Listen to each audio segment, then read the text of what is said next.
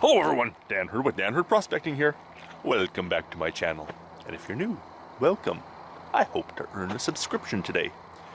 I am here at the Blue Chip Mine. I'm starting off this video right at the truck because as I was unloading my stuff, a vehicle went by on the road, went up top. I know that road doesn't go very far, so I assume they're coming back. I'm always a little bit suspicious when I see people in at the mine. They're probably just exploring or hunting or something, but I'm gonna wait until the truck goes by just to make sure all is good.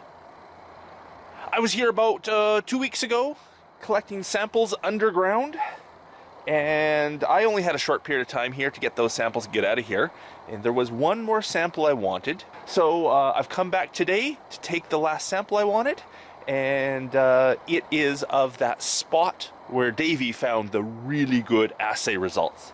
I'm going to try to get a real good sample right there and take it back and process it and see if I can actually recover a little bit of shiny. A little bit of candy, as Polly would say. I'm just going to wait for the truck to go by before I leave for the mine. I hope you enjoy.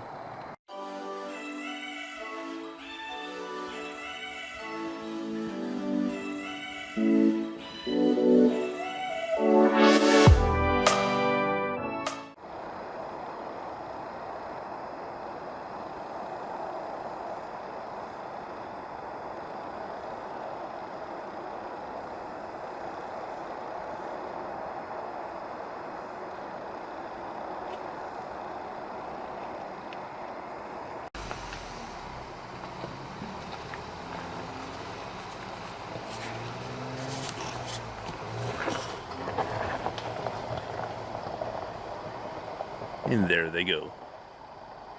I feel much better now. So here I am at it number 3. Now, I'm sure you all can understand why I was leery about people being around here in general. Putting all of my claims and all of my prospecting out there on YouTube, I do have claim jumpers constantly. And here's just an example. Here is the quartz seam that I work at it number 3. This is it on the surface. And all of this material that has been sort of cleared, brushed away, dug inside there, unfortunately wasn't me. Someone came here, saw the great vein, and took a good sample of it. Now luckily this stuff has not paid very well right here. I won't exactly show you where the good pay is because, well, yeah, it'll be cleared in no time if I do.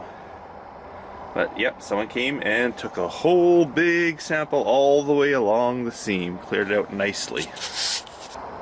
Now that happened a while back. I knew that was there. That was one of the reasons I put up the trail cams, because that and around the side where I was working was cleared off. So now I have cameras here. Haven't seen anyone other than, you know, hikers, people walking their dog, that kind of stuff on the trail cams yet. And I haven't seen any new evidence of, well, there's been a bit of evidence of work, but nothing that the cameras have picked up. Oh, my sign's falling off. I might want to reattach that. Anyhow, off to my sample. Now, as a lot of you pointed out in the last video, yes, I should have been wearing my brain bucket last time. I just forgot to put it in. It's really hard, actually, when I go out on these trips, remember to throw everything in the truck each and every time. And I just missed it last time. It's not something I usually bring with me on my prospecting trips because I'm usually not going underground. But I got it today because you guys were very insistent that I wear it. So, there it is. Let's go. So for this trip here, I'm going to focus on taking a sample right from along this seam here where Davey's assay results were so good. I'm going to chip some away, vacuum it up. I'm going to vacuum up all the debris that's in that area and see if I can get a good sample of just that seam right there. I actually have 3 lights on me today. I have one just lighting up the whole cave right now. I have the Army Tech little handheld and the Army Tech headlamp on. Army Tech is another manufacturer of these little lights who sent me some to review on my channel, so I'll talk about them later.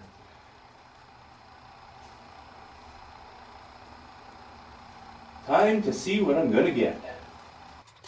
So let's see if we can get some real close-ups of this seam. Now this is where Davey took his sample from. Right there, you can see the fresh break. That's what he took. And it came out at 21 grams per ton of gold. Now to get a ton of this stuff, because you can see the seam is really, really narrow, it would be tough to get a ton. But I'm hoping to get a couple buckets worth and see if I can actually recover the equivalent of 21 grams per ton from that material.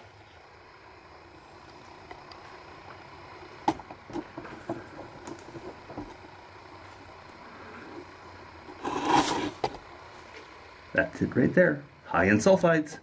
It's probably arsenopyrite and pyrrhotite mixed in with that quartz.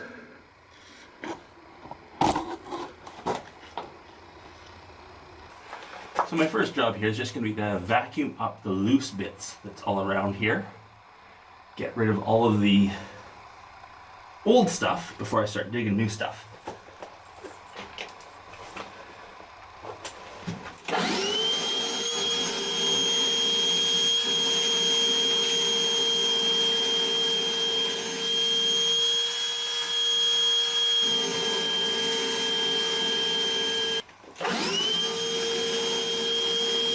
Look what I see.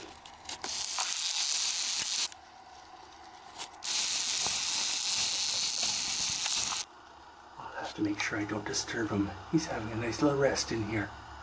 I'm sure he doesn't like the sound of this vacuum sucking away 5 feet from him.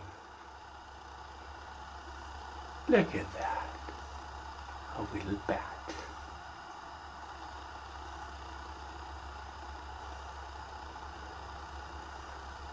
Polly's here. I'm gonna nickname you Polly. Polly the Bat. The vampire bat. Anyway, back to digging. Now I'm gonna break up a bit of this stuff to see if I can make some powdery stuff up here that I can suck up nicely with a vacuum.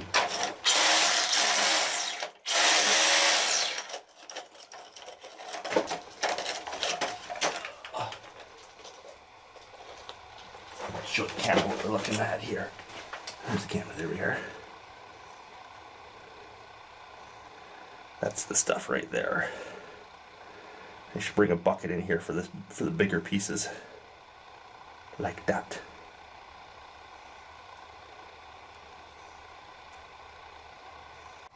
Just busted off a couple of really nice big slabs of the stuff.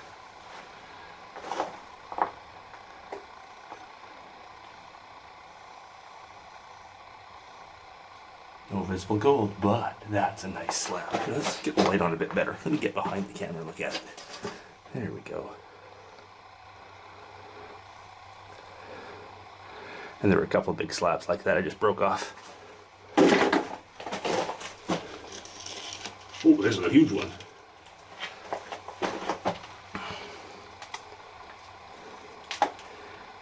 There is pyrrhotite, most likely because how black it is. Over the bucket.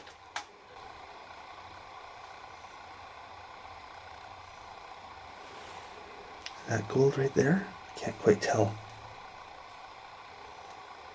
Need it in full spectrum light, like sunlight, to tell for sure.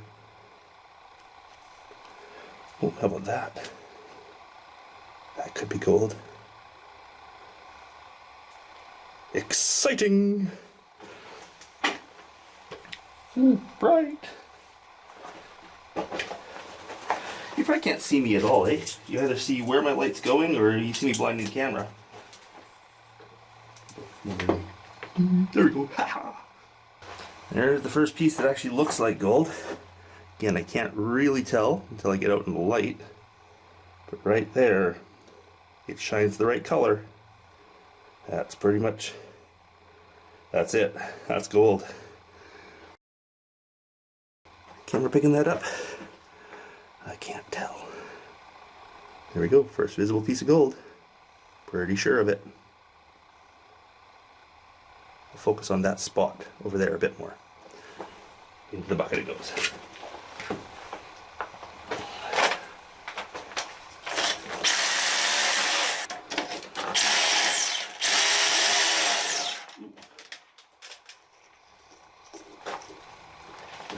solid chunk of that pyrite, that pyrrhotite rotted out in there. Once this is all cleaned up, I really hope to find some visible gold on the quartz specimens, so I'm going to process them in a way that will hopefully clean it up without destroying the gold, so we can see it on the quartz. After that, I will crush it all down and see how much gold is actually there. That's really bright light. Oh, back on that. Nice. Nice looking chunks. There we go. Beautiful big chunk. Into the bucket.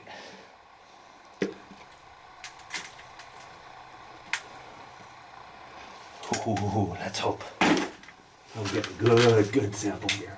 Crazy kick in the neck by the time we're done here. And really dirty hands too. This is nasty stuff. My plan was to vacuum it all up, but obviously it just doesn't work out that way. Stuff's breaking up into bigger pieces that you can't vacuum, and it's just easier to get my hand in there. Hopefully I'm getting some good footage. Hopefully it's not 13 minutes of garbage. Look how dirty that end is. Whew.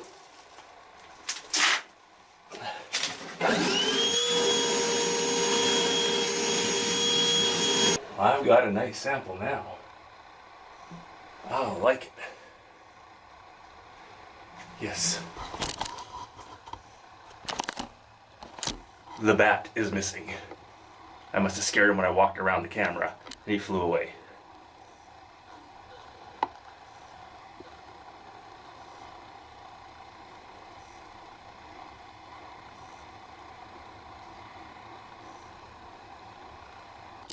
Okay, I have got half a bucket, one of those, and I'm sure that thing's pretty full.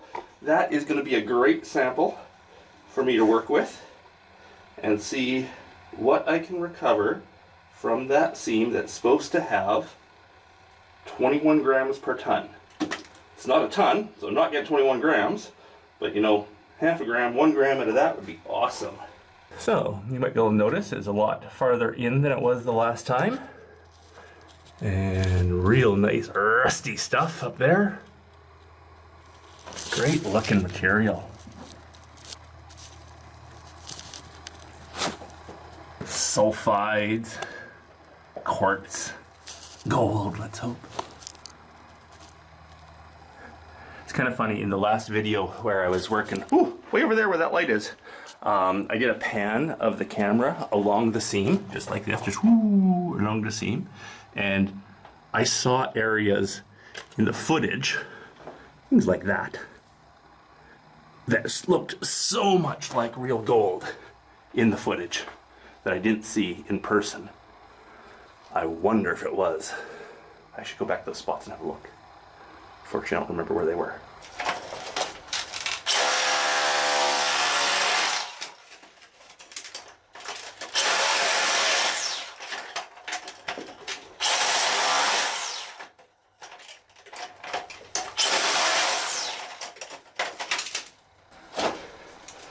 Now there's a piece.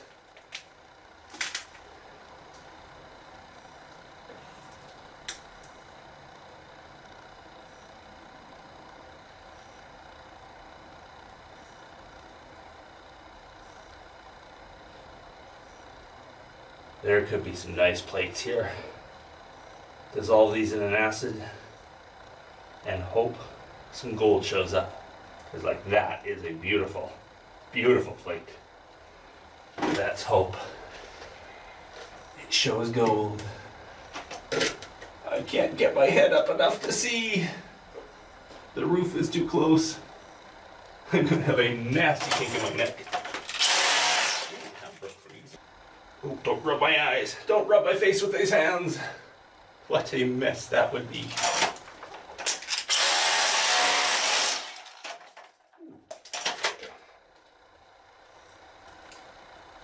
Oh, good call, good call.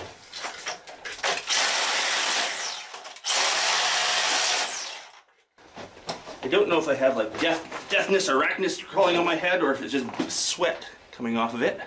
But I sure feel something right above my eye, and I don't want to rub it, because those hands are nasty. Ugh. Hopefully it wasn't Deathness arachnus. The death spider. I hate spiders.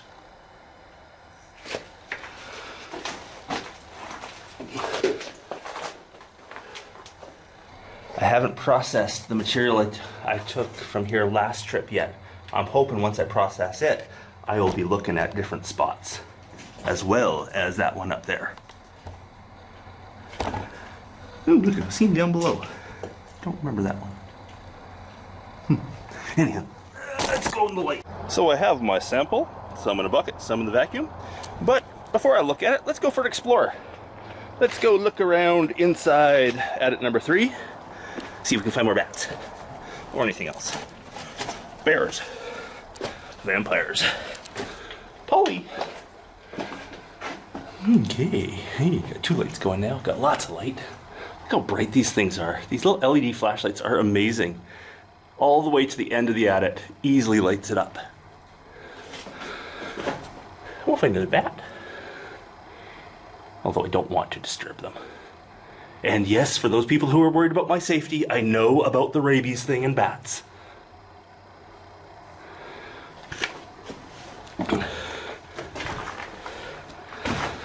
Someone pointed out on my last video that I should be using sandbags for my sample bags. Unfortunately, our hardware stores here don't sell them. I have to find a good place to buy sandbags. I went looking before my last trip in here because that's what I wanted to use. But the 2 hardware stores I went to didn't have them. Oop, there's a drill hole.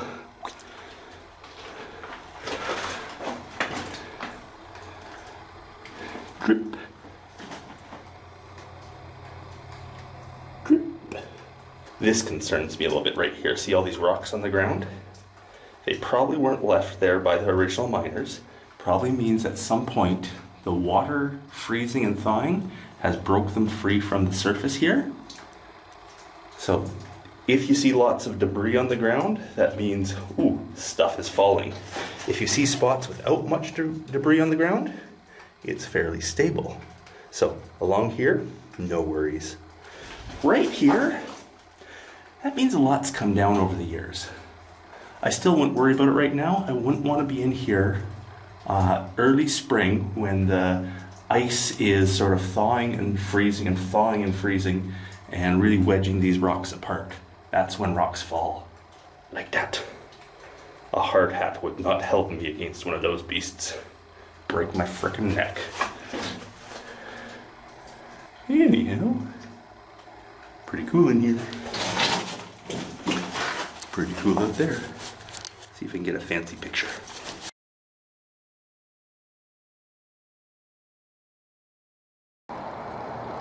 Hey, some good iron stuff in my beard. Makes it redder, hides the gray. So my battery ran out just in time, just as I was leaving. Just as I was saying, I have so much footage to go through to make a video out of this. Got like 45 minutes worth of footage that I have to cut down to 15 minutes. I don't know what I got in there. It's really hard to tell how the video is taking underground. Every time I look at the camera to see what it looks like, all I do is I blind the camera with my light. I should talk about my light. This is an Armitech. This is the Armitech Wizard headlamp. And I was also using today, ooh, it's very dirty now, the Armitech, I forget what number this one is. There's XHP35. Great little handheld light, very bright. Whew. Very, very bright. These are just like sort of those old lights I had. They're USB chargers on them. They use the fancy 3.5 volt batteries, and they put out a whole lot of light. I was using 2 of them underground there today, and it was more than enough light to work from. Like, way more than enough light.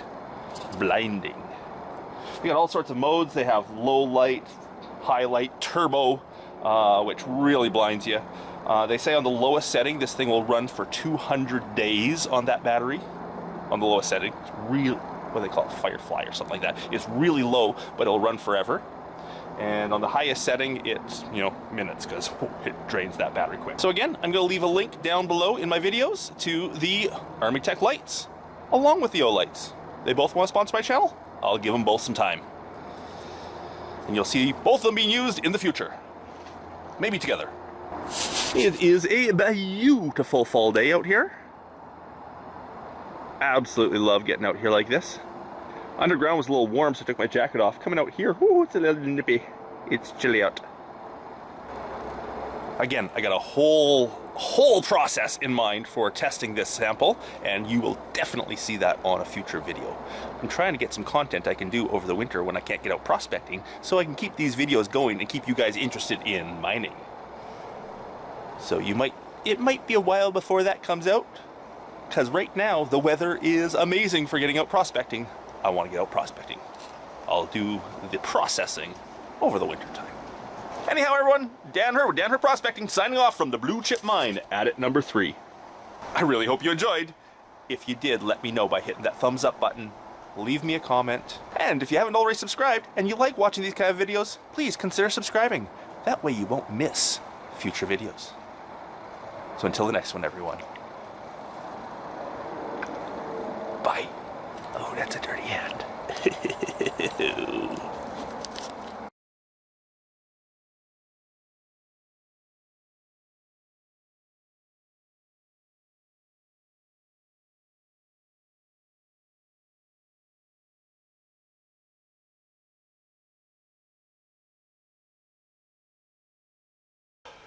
Hopefully it wasn't deafness or arachnus.